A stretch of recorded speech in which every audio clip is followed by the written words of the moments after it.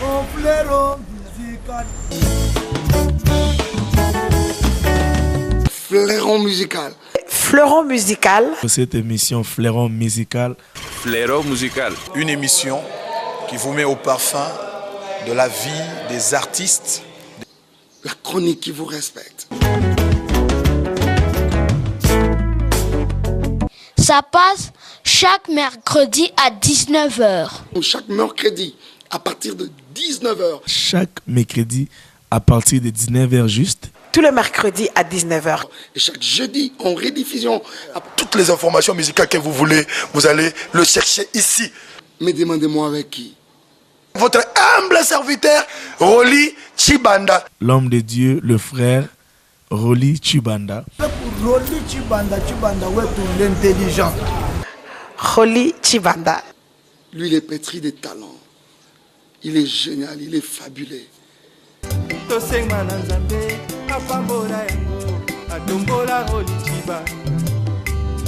Fleuron musical. En tout cas, moi, j'aime. Fleuron musical est toujours à la page, recherchons les efforts à la source. Fleuron musical. Fleuron musical. Mufuate Fleuron musical. Anjou la terna. Fleuron musical. Mufuate Fleuron musical.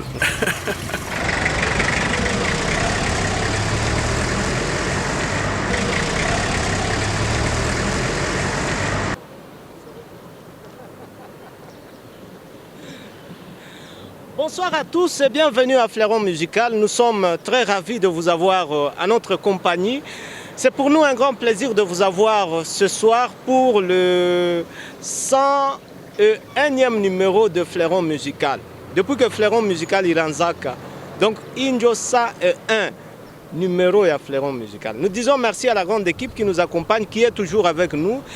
Merci à Esther Kailou qui nous cadre ce soir. Merci à Daniel Kalimi qui nous réalise. On va dire merci à Jean-Baptiste Le 1, merci à Sylvain, merci à Arsène Mwanza, merci à Steve Kapia, merci au professeur Jean-Marie Kanda qui nous coordonne, sans oublier papa Emmanuel Kabamba qui nous supervise. La grande équipe ce soir mobilisée comme un seul homme pour vous proposer Fleuron musical de ce soir. Alors nous allons commencer cette émission en vous donnant la charpente de ce qui sera au menu de Fleuron musical de ce soir. Nous vous parlerons de Mama Bijou Bain Okito qui a signé une production spectaculaire à la salle Horizon. Les images vous seront proposées ce soir dans cette émission Fleuron musical.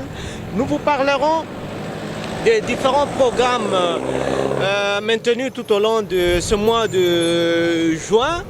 Juillet, je voudrais dire. Tout au long de ce mois de juillet, différentes productions des artistes seront au menu, mais également de la nostalgie. Nous commençons ce soir avec cette production du pasteur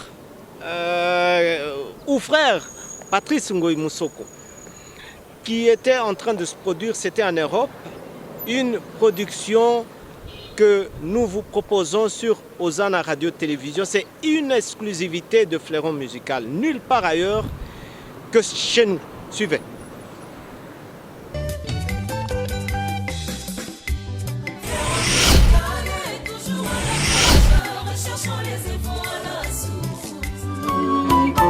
Dans le thermomètre de Dieu, il faut être chaud ou bien très froid. Ainsi dit l'Éternel, sinon tu seras vomi. Dieu n'aime pas les tièdes. Hey! Il faut être chaud ou bien être froid. Ainsi dit l'Éternel, sinon tu seras vomi. Dieu n'aime pas les tièdes. Il faut être chaud ou bien être froid. Ainsi dit l'Éternel, sinon tu seras vomi.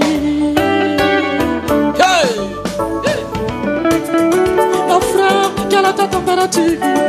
Quelle est ta température? Quelle est ta température devant l'Éternel? Chrétien, quelle est ta température? Quelle est ta température?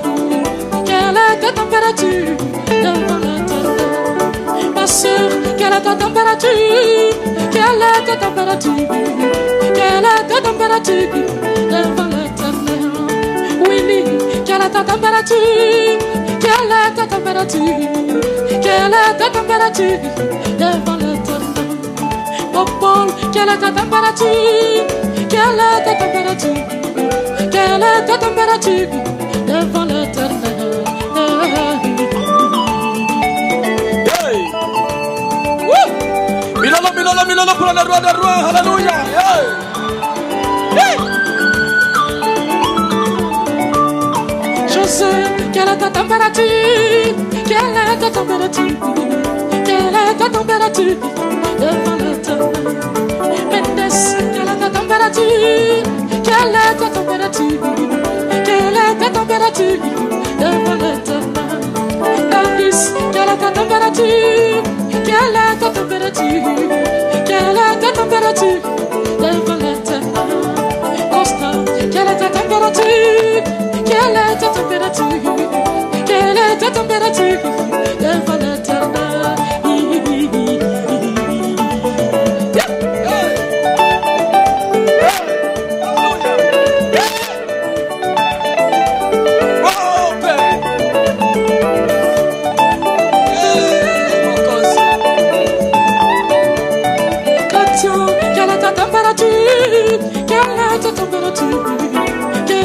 Température devant l'Éternel. Papa, quelle est ta température? Quelle est ta température? Quelle est ta température devant l'Éternel? Trésor, quelle est ta température? Quelle est ta température? Quelle est ta température devant l'Éternel? Coco, quelle est ta température? Quelle est ta température?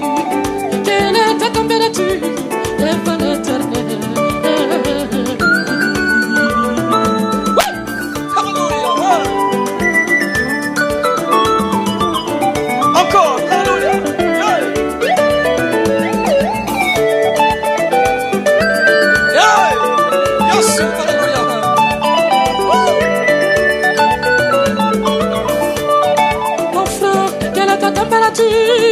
Quelle est ta température?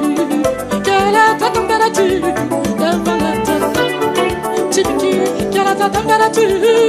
Quelle est ta température? Quelle est ta température devant l'Éternel? Georgette, quelle est ta température? Quelle est ta température? Quelle est ta température devant l'Éternel? Pasteur, quelle est ta température? Quelle est ta température? Quelle est ta température devant l'Éternel?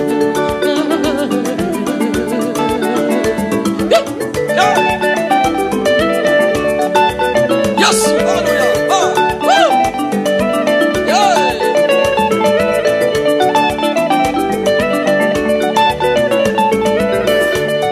Enfin, quelle est ta température? Quelle est ta température? Quelle est ta température devant l'Éternel? C'était le frère Patrice Ngoï Moussoko que nous avons retrouvé ce soir à travers ces images. Nous espérons que vous vous êtes détendus ce soir. Merci au pasteur Daniel Mouteba qui est en train de nous regarder ce soir sur Hosanna Télévision. On dit merci à vous tous qui nous avez choisis. Nous allons à présent passer vite à la partie qui vous donne des informations, donc l'agenda des artistes. À tout à l'heure.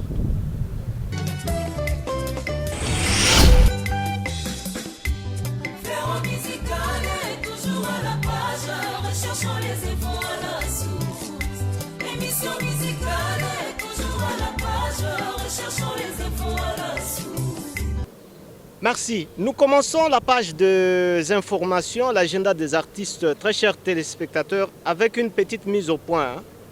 C'est vrai, les organisateurs de concerts nous ont habitués à mettre les heures sur les affiches, Un concert peut démarrer à 15h, 14h30, ça dépend d'une organisation à une autre. Mais ce que nous avons constaté, c'est que les artistes ne respectent pas le public.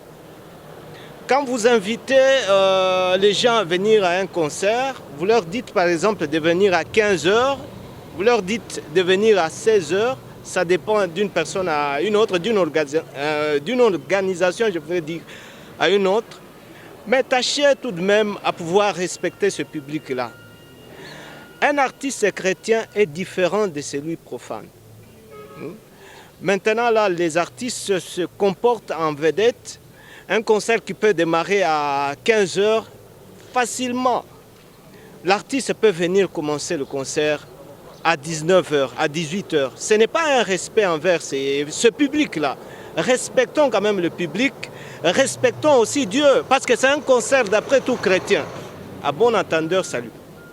Nous commençons donc la partie des informations, très chers téléspectateurs, avec la sœur Bijou Bain Okito. Elle, du moins, a respecté quand même le public qui était venu en masse écouter ses chansons.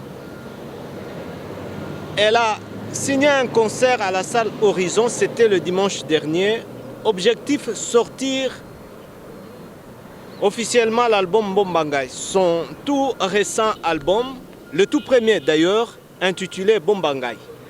Un album très bien, avec des très très belles chansons, très chers téléspectateurs. L'ambiance était bonne. Sur le plan organisationnel, structurel, célébration, c'était un concert franchement réussi. Suivez ces images.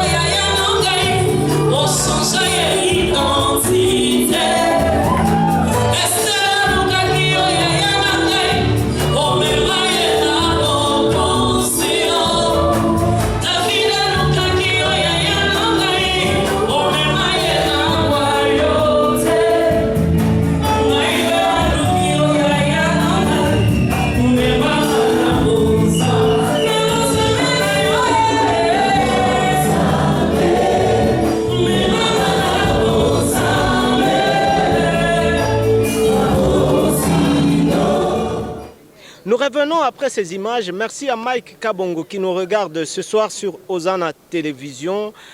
un téléspectateur féru de Fleuron Musical. Merci de nous regarder ce soir. Salut à Christelle Moujinga qui nous regarde également.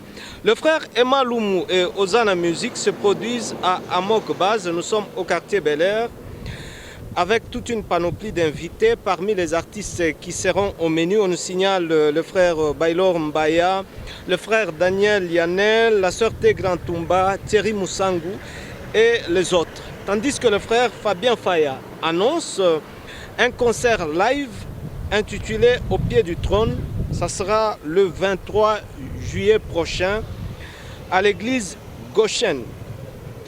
Le frère Thierry Moussangou et bien sûr Daniel Yanel se produiront en duo à Impact Fire. Nous sommes sur chaussée de Kasenga.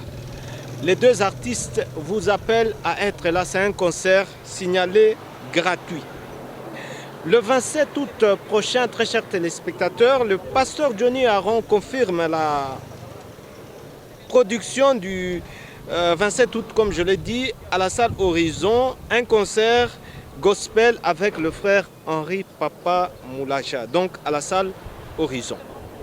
Toumoussifou Award confirme également la tenue de la soirée d'excellence, la soirée des remises de trophées à la salle Horizon. Donc ce 28, tous nous serons là pour savoir le meilleur artiste de Lubumbashi, la meilleure voix féminine de Lubumbashi, la meilleure émission de chronique musicale, tout ça, c'est à la salle Horizon.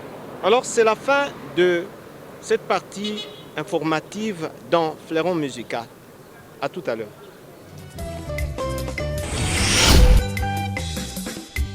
Fleuron Musical est toujours à la page, recherchons les infos à la source. L'émission musicale est toujours à la page, recherchons les infos à la source.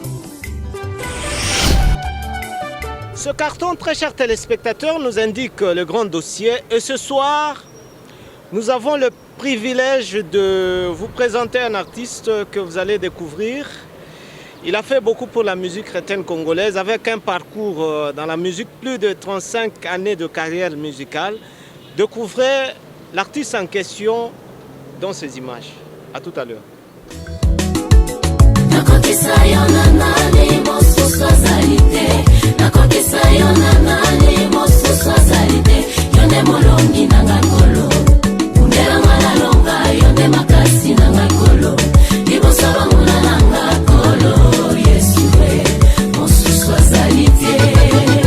Zamboyo monene, zamboyo makasi.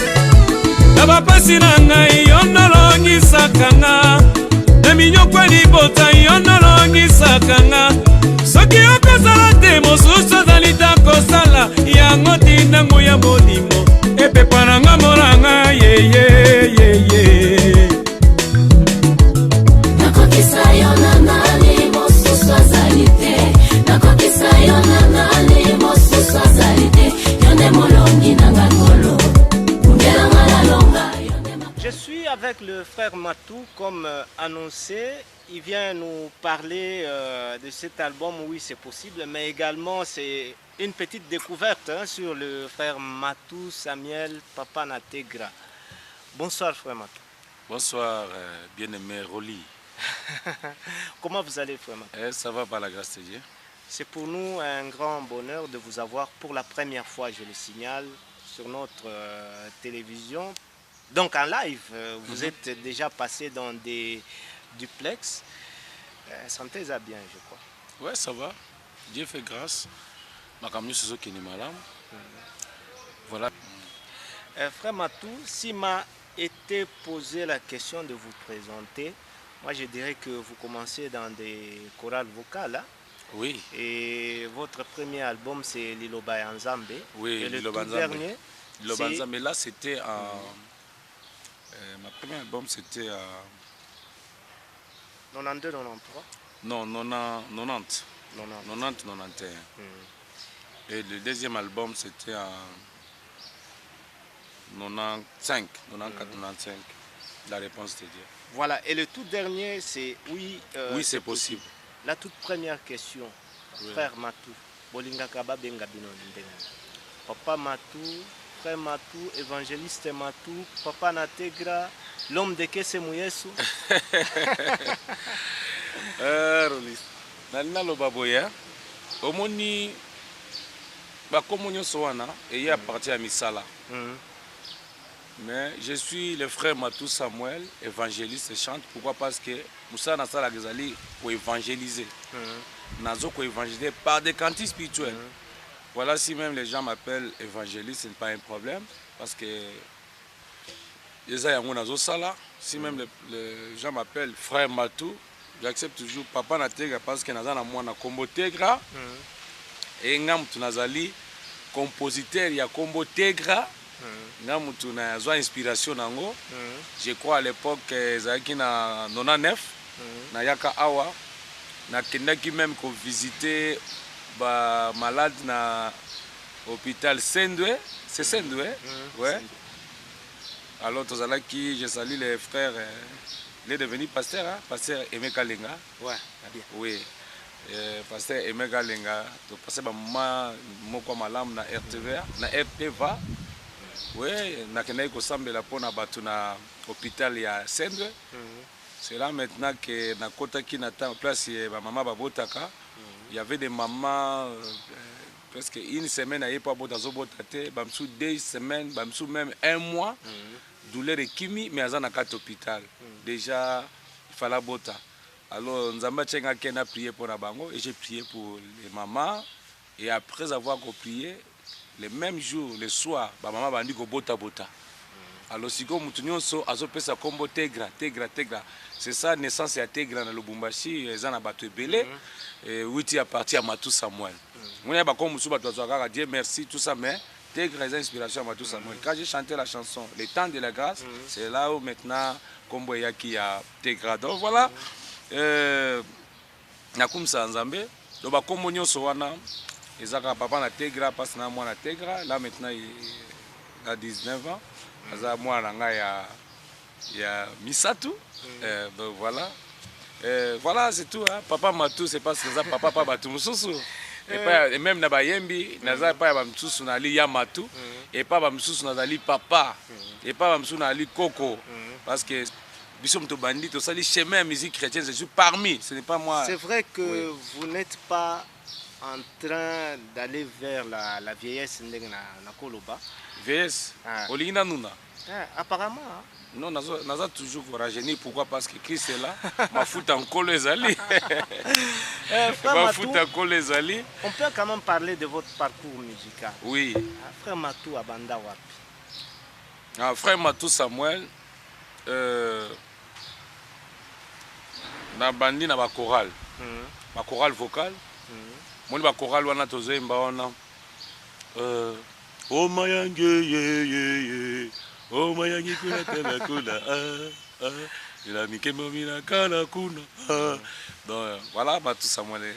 D'abord j'étais choriste na église wana na ibia ko beta musique te na évolué ki mingi na chorale vocale là c'était ba 80 81 82 azema ba chorale 85 86 ndesiko na yo za vocation ya kobanda musique. Alors tokutaki bato ya liboso tokutaki na musique ezalaki ba fait Charles Mombaya ba frère Kabachi ba frère Mente le couple Bouloba ba yaki moi liboso na biso. Voilà un peu moi historique ya baza moi mingi mais o bazalaki ba vie ba kanguma ale simaye na position na biso to yé biso to bimi na époque moko na Denis Ngonde ba 88 89 to bimi so sali calcul royer ba lelo donc soko jina ba chorale to bando yema ba chorale de l'autre to na ba 35 ans ya carrière. Alors après génération na biso ngala bimi Denis Matou to positionner moi muke 3 ans après frère Patrice Payoko Bima. Donc voilà, moi génération Nabiso wana c'était le trio là. Alors Sima après Bisso, ba génération siko ba yé na ko cité ba défunt Ale Moloto. Ba on ba yoko bima je crois ba 10 ans après Bisso. Je crois na 99 à l'album na yé. après bango toye okota ba 2000 ba 2002 ba Lor Mongo babimi ba 2003 2004 ba José Nzita babimi baza mwa mingi ya ba génération na tanga nanu ka mwa moko pona ba référence. Après to komi ba 96 je crois ba 97 déjà frère Mike Kalambay azaki liboso na Thomas Lokofe mais ko sala pe aye abimisa album na liboso ngolu tozomona ba leki tomoni en tout cas ba zebele les loti otangi ba kombo je crois eye ba tebele ba passer Moïse Mbiye lelo ba msusu pa na biso baza ba bana ba msusu ba ali ba leki voilà un peu mais Moussala Nzambe to continuer Matou Samuel il est toujours là na saka toujours ko évangéliser na ba kanti spirituel na ko nuna lelo te na ko sila ka pete pona ko yemba ka tina nzete herole wala défi na pesa na monde ténèbres bako bundisanga bako longa ngate pona zana Nzambe oyo azali corona nyos voilà yango moni Matou Samuel ba génération ezo bimanango mais comme ngana zo appel pa ya Nzambe to luka ki na moment oyo biso tango to Nzambe bengi biso eza appel to ba ki faut valoriser musique chrétienne yango soki otali na RDC wa génération ezo maintenir tilelo eza génération na biso nde yango etikala to psali fierté à musique chrétienne na baleki na biso ba ye na sima. Vous faites la fierté de la musique chrétienne au même titre que les Denis Ngondé. Oui, ça c'est mon ami, c'est mon frère. Aujourd'hui, même génération. Aujourd'hui, si vous avez été posé la question de nous dresser un peu un petit bilan par rapport à parcours Nabino, plus ou moins 35 ans de carrière musicale. Bilan. Ouais. Bilan est positif. Vraiment. Pourquoi? Parce que tozali ba jeune autant tobimaki to memi adoration à l'église. Parce qu'à l'époque, ezali kaka loué loué loué. Loué loué loué. Loué loué loué. Tala bisengwa lola lola soko lingaka Yesu simba loket osimbi. Nana yebiso soko lingaka Yesu ndefo osimba nan mutu. C'était ça. Mais biso tango toye na ba style moko mutako ko yemba na nzembo. Ako sambela na nzembo. Muto mona parfois ba problème elekelié à côté na présence pas na Lubumbashi nazo ba témoignage belé nazo saluer d'ailleurs pasteur Patrick Azadi à l'église Goshen na bondela ipona yena psaki ngalobi Nzambe atyenga ke okoma pasteur pe Nzambe azomona kati no makamwa minene lelo yango so mo bayeba ka muto aza appelé na basine na yaki azalaki producteur après 4 ans a commis pasteur parce que Nzambe soko za lelo na Nzambe et qu'on nous nate ko de génération en génération mon frère. Au moins même na musala bosa la journaliste et là msusu ba miye na makasi et ba msusu moni ke za appel. Donc azo forcer te. Bon yo na koye ba yo de ko zo ya manga boye. Ce que ça appelle bien au forcer parce que appel à ton côté na ba classe en côté tu verras toujours qu'il y a quelque chose en toi. Donc voilà un peu na linka na loba ke parcours des âmes malamu parce que côté ici adoration to yena banzembo bangai na matina ngomba kolukelongi na yawe bato azo sambela wana kote yesima nanu wana ba wel boso wana ba de ma voix j'écris à l'Éternel quand mon esprit est abattu au-dedans de moi Liloba ya Nzambe oui te yakayo moto suis grâce tu vois donc tant to yena ba image wana na église église evandi ozomona pe bande comme ça bazalaki au mona bandi après quelque temps atiki na ye net ba grand frère mente abandi azaki musicien après quelque temps comme pasteur mais biso tanto ye oye potali musicien chrétien moyen ozana complexe zate au moni bosalaki musicien chrétien mutanzala musicien chrétien mutapasi bato akelela bavanda kana ba commune mokase mais biso tanto ye na ba position na biso de bifo musicien chrétien appelé na bureau c'est l'excellence bureau ezali Matou Samuel pa fa na mbinza to construire pe ba villa Matou Samuel pa tambola pe na mutuka malamu to sali pe quand même la divine que Yesu na biso aza mobola te poto ezaka ya bango te yango moni ne na zawa tunanga mboka ni na tamboli te États-Unis Canada Europe pourquoi parce que na Yesu c'est na ipsa yo Nzambe wana telisike soki ba oya ba païen bazali Nzambe pa za na oya kobetela tolo voilà pourquoi biso ata bitumbela ndi biso Matou Samuel na kotika musala te parce que na yebi na yebe pa Nzamba wuti na ngai lelo 35 ans bilan za positif pourquoi parce que nazo continuer mais za na ba jeune musu ba bimi lelo o ba malandi biso te ba msusu babika katika peto yemba ba msusu basuki na nzela mais o bazo continuer kucha popo na ba jeune talent o ba yesima ba leki na biso o bazo continuer balandi lokolo na biso est-ce que tango msusu ba zalaka penena bino ba moi conseil oui baza moi ba conseil zali na zolo bango pona boyebi Mike mingi awa so botuni Mike ayaka na ndako Mike aza leki moko ayaka zo batoli mukomsu to kute na Victoire na bise Mike komi tungisa te ko marché komi tungisa te ya matu vraiment na zolo ka producteur na ya wanga bi eko marché le aza na problème a producteur te jo mususu azo pesa témoignage na to kutana Guinée na Matadi na Congo central azo bisanga lobi na batuka lobi biso oyo tango to bandi ko yemba tozalaki ko interpréter banzembo ba papa matu bamba za ba papa amona na yembi banzembo na pe na zuba pesinga pe mwambongo na banzembo ya matusa mwana yembi ba journaliste bi yema na moko bandi ko yemba soki na pesi bomo inanga te soki Mike azalia azo comprendre déjà la zoloba voilà donc bazali ba tulokola neti ba lor ba couple lemba lor mbongo ba pesanga témoignage babike papa tant biso bandai ko yemba tant to bandi avant to bando yemba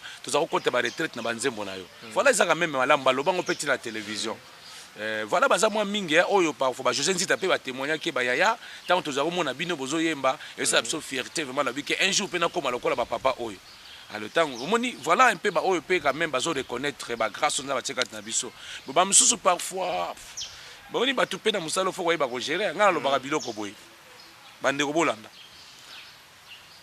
eza na makambo moko fona lobela mikolo ezoya wana papa na tega statut d'un musicien chrétien na statut d'un musicien chrétien kotalisa source et inspiration kotalisa la différence entre la musique chrétienne et la musique tobengaka mondaine kotalisa ba objectif les objectifs na beat ya musique chrétienne voilà un peu biloko wana ezozanga mingi na ekotisi crise na musique chrétienne na biso yango zomona tuza tuna otuninga lobi mais comment papa matu bando banda ti lelo ba papa matu zakaka ba album lelo yena album boye matu mafuta moko wana ouais na yemba ba kese mu Yesu na yemba ba fongola na yemba ba la réponse de Dieu na yeko yemba oye utoleka espoir ba yonde pole nanga et marche toujours lelo na yena oui c'est possible donc nakolo bakaka ke soki nza ozo appelle pas na nzambe musala na yo kende de génération en génération bakoluka kobundiso balongo ba génération zo ya zo kuta yo oza toujours makasi donc voilà eza eloko moko motuya mais naza ko pesa pe félicitations na baleki oyo na bana oyo ba osa la fierté musique chrétienne o ba monaki ba yaya matu lelo pe ba koti na musala ngo bazo continuer pe ko tombola bendela ya Yesu voilà on a zo ba ke musique chrétienne ezo kene liboso mutalo bateke bona bo ba situation to kuta na ngona mboka c'est tout à fait normal ba piraterie to zo buzanga ba producteur parfois producteur vraiment oya ko soutenir matu azate tu vois ndeli yango zo sala passe ba producteur bazate au moins musicien yemo fa bunda aluka salle aluka instrument asala moya ko sala publicité na musique chrétienne ba sponsor bazate balinga ko soutenir kaka musique ya mokili kuna mais ozo pesa bo moy tout ça na ba sponsor te voilà un peu d'autres choses et parfois ezo bulsa biso na musique chrétienne mais dans l'ensemble avec Jésus c'est possible nous allons parler de cet album oui oui c'est possible déjà sorti à Kinshasa oui. Ça fait presque 5 mois. En duplex, je vous avais eu, frère Matou. Vous avez parlé un peu du contour de cet album. Oui. Mais en direct, qu'est-ce que vous pouvez dire par rapport à cet album? Oui, c'est possible. Le message. Le message de l'album. Ouais. Oui, c'est possible. D'abord parce que Jésus-Christ est là. Et si Yesu azali, makambo c'est possible. Il est là. C'est possible. Na yeko yebisa ndeko mo na album oyo. C'est possible obima na situation zanango.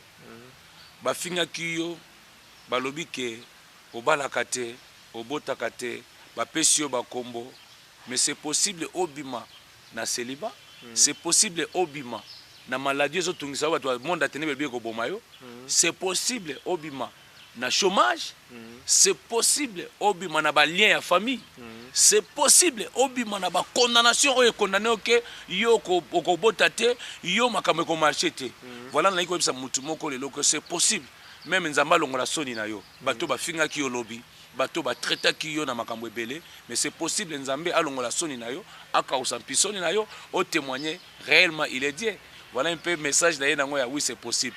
Ndeko, yo moko minima. Ceux qui bato bazoboya kondima yo, hein Rolis. Ata bato boy kondima yo. Frère Rolis. C'est Rolis hein? Roli. Est wana c'est parce que c'est spirituel. Tikana yebisa rolelo. Roli aza spirituel pourquoi parce que Jésus-Christ est là. Amen. Ouais. Voilà. Roli. Dangana loba boy. Ata bato boy kondima na émission na yo. Oh ya laksa nini? Ya émission na ye tout ça. Ye kaka ne bango bata NCD. Oh bango ndeka bako solo kaka na pasteur Musée Zakari. Te. Omoni biloko wana. Yo soki bato bazolo balona yo minima que c'est possible parce que dans Nzambe. Émission na ngai c'est possible parce que Yesu azali. Nous na yebisa mutu moko baya ko peso ba kombo te. Ba kopso ba kombo ebele maladif, makambo ebele ba peso ba kombo. Pourquoi? Parce que yo pour le bien. Papa, ngana na yebisa lo moko eza témoignage. Ndeko moko nazo yebisa yeke omoni nga matu na bandi lelo wana nazana na gome. Nanzambala moko esila mai na makila. Moi maputo babengaka basoso. Enzuluka soso kutute. Oyo nzoka penda ba oyo ya première qualité ya mabe wana. Soki 6e qualité plutôt. Na enzuluka nazo ça que nga nzambe o kaka nazo betela guitare. Akomemanga na bapoto, akomemanga na États-Unis nabi na koyeba na mokili mobimba. Wana siko à l'époque nanu ba musicien ba wera rare ba bimite ko ba bimina ba nona en quelque cas. Abi est-ce que to tanga ba papa wemba to tanga pe bino? To tanga pe ba nyoka longo to tanga pe bino? Ah. To tanga ba pepe kale to tanga pe bino ngalobi moi na koyemba plus que bango. Mais nasali kocholate mais je continue jusqu'à présent. Siko tango mukolo musu tokutana frère wana papa mba interpréter nzembo nanga personnel na linga ke mingi ngai na matina ngomba ayembi yango kolukelo ngina yawe botolzaki quand même bona tolzaki ta yembaka na ye après ta na kendaki na Paris tokutana ki na ye azala ikutu santé za malamu te atindi maman moko mama malwa lobi mais appelez le frère Matou Samuel qui vient prier pour moi. Je l'aime beaucoup. C'est un petit qui évolue bien. En tout cas, ana lupemba. Moninga na eminze mona ekwa. Ana lupemba. Non akei na 100 000 pour na c'est pour la première fois et na memela qui est Bible. Maman Amazon a ebi je sali le veuve maman Amazon azali nzamba consoler yo. Maman Amazon Rose. Je crois qu'on l'a napé na ba image par là. Vraiment à Albaï nanga papa Matou nazwaki cédé na yo na Brazzaville nde yango na memaki na ndako tango na komi na Paris nazo betango papa omba sepeli nango abina nazo imba kitoko boye abi o frère moko anzama bi mais azana caché bien nde papa omna interpréter nzembo na yo alors siko bato azoba na ngayo no funda inga bi non nous sommes des Congolais on peut pas faire ça wana za makambo ya biso te biso bana nzambe donc tezana oui c'est possible ngala bakana na bandeko ke c'est possible obima na citation zanango ozola nanga sikoyo c'est possible obima na citation ozanango ata ozana mbongo te oza parfois na hôpital mais c'est possible obima na mbeto hôpital bakana yo balobi ke okobika te ezande liwa mais na ngo tato la bomoy ndima yo moko ke Yesu azana bomoy na zana bomoy batu batiela yo matanga li avant te yo po lobika ngai maladie on a zui e kobomaka ngai mais tato là c'est possible na bima na maladie oyo na témoigner réellement il est Dieu. Merci. Et qu'est-ce que vous faites pour la promotion de cet album? Oui, c'est possible. Ouais, c'est déjà plus ou moins 5 mois déjà sorti. 5 mois ici continue à pirate. Mais déjà batoza na ngona bandako. Na moni ni kuna na wenzi soki ya Kenya.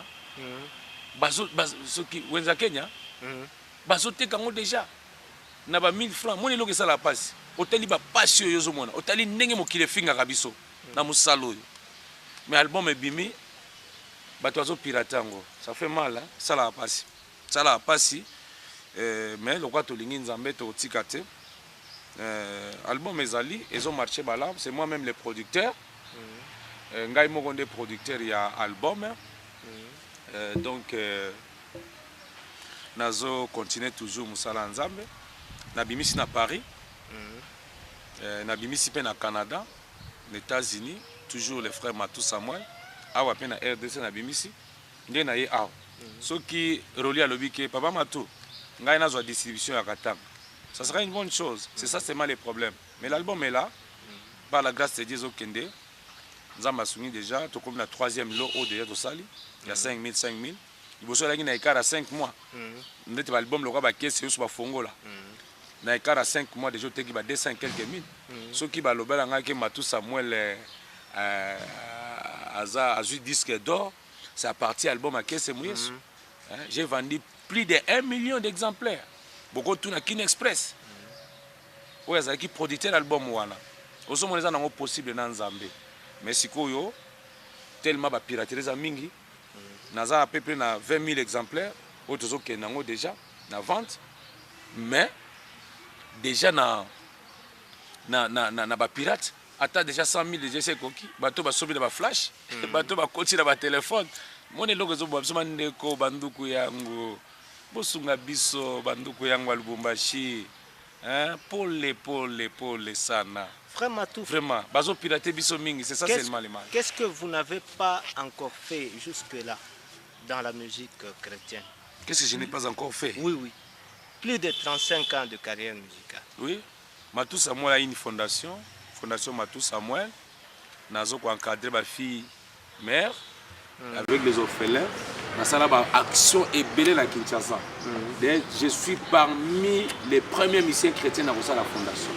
Si ce n'est pas, ça n'a pas commencé à moi. Je crois, première mission chrétienne, je peux dire, mission chrétienne à l'Iboson à Kinshasa, na RDC, ou à Salaki Fondation, Matou Samuel, c'est moi.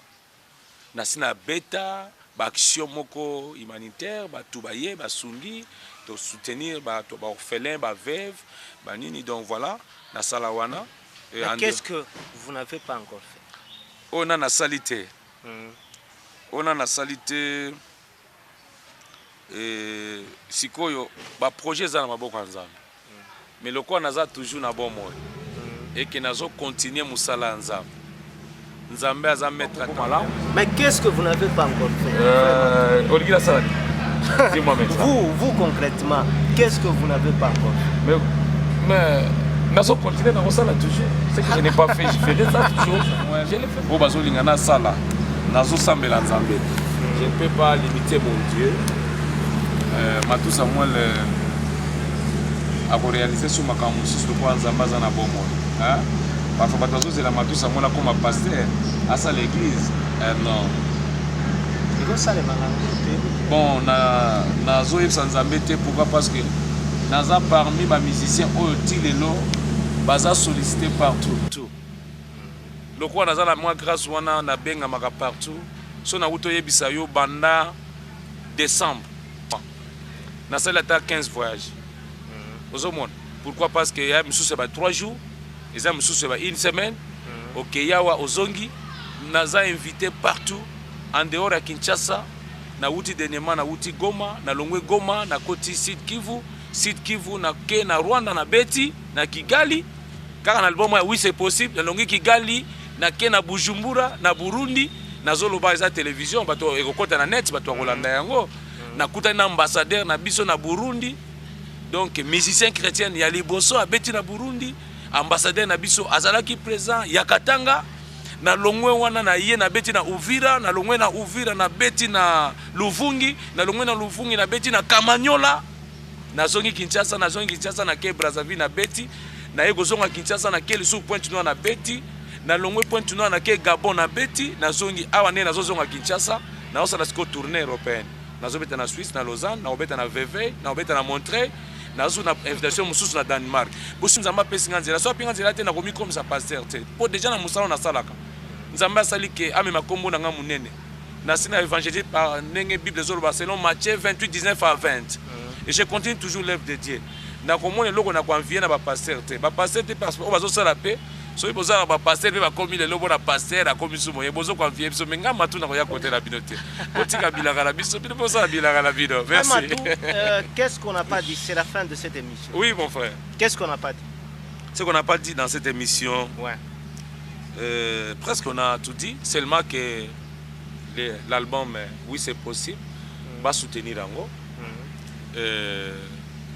En plus merci pour la émission parce que de temps en temps je suis à Kinshasa, tu m'appelles Aujourd'hui, on a une information. En tout cas, félicitations. Que mon Dieu te bénisse. Pourquoi? Parce que il est parmi les journalistes au Benga Rabiso. Mon comme ça, à Benga, j'étais dans Pointe Nord, je crois.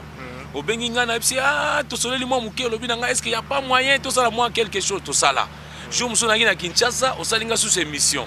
En tout cas, merci pour soutenir la mission chrétienne, pour l'information à Bisso. Ils ont permis quand même Katanga et quand même que frère Waza en position, frère Wassali Boy.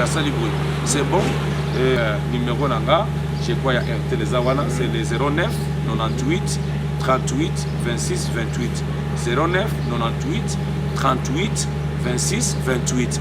Pourquoi vous avez Bisso pour nous avoir Matou? En tout cas, ils ont eu l'occasion de soutenir l'album.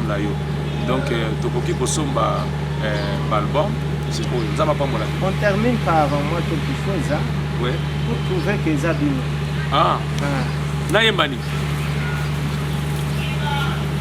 Na bolingo na yo na makasi na yo yawe kangolanga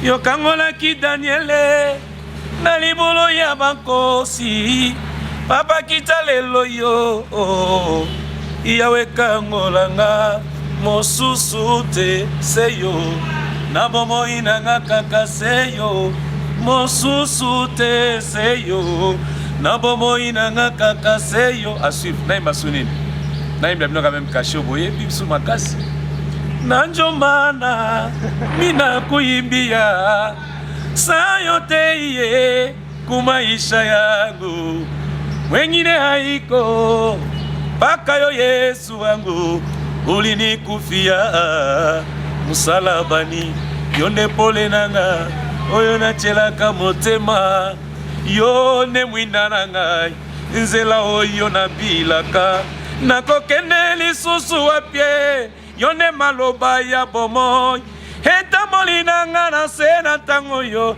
ekambami na yo nkolo yone pole. Merci nalingi bino mingi. C'est votre frère Matou Samuel. En tout cas, vous soutenez Moussala. Album oui, c'est possible. Yamoyo. Merci frère Matou. Merci en tout cas.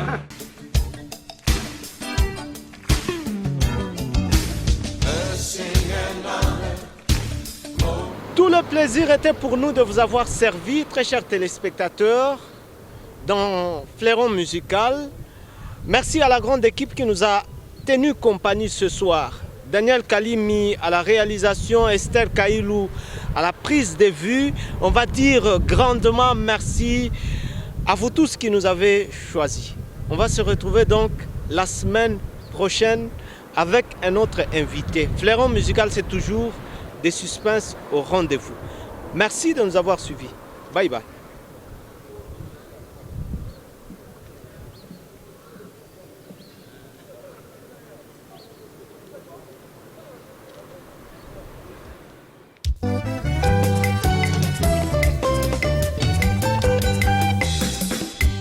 Fleuron Musical est toujours à la page, recherchons les infos à la source. Émission musicale est toujours à la page, recherchons les infos à la source. Tokola tosanganya toyeko fete minane ya Fleuron Musical. Bafleur na bakado topesa na Nzambe mokili mokokisi ya bilaka. Tosenga na Nzambe apambola yango atombola Roli Chibanda. Samba bakisela ye mayele ebele komisyon ekende liboso. Samba bakisela ye pambola ebele émission ekende liboso. Fleuron Musical est toujours à la page, recherchons les infos à la source. Émission musicale est toujours à la page, recherchons les infos à la source. Émission Fleuron Musical. Émission Fleuron Musical. Émission Fleuron Musical.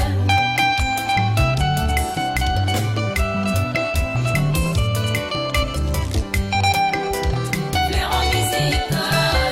Baptiste Katanga Fleuron Musical. Ouye Tusifunu Fleuron Musical. Hosanna Fleuron Musical. Hosanna Fleuron Musical. Watoto wa Katanga Fleuron Musical. Ouye Tusifunu Fleuron Musical.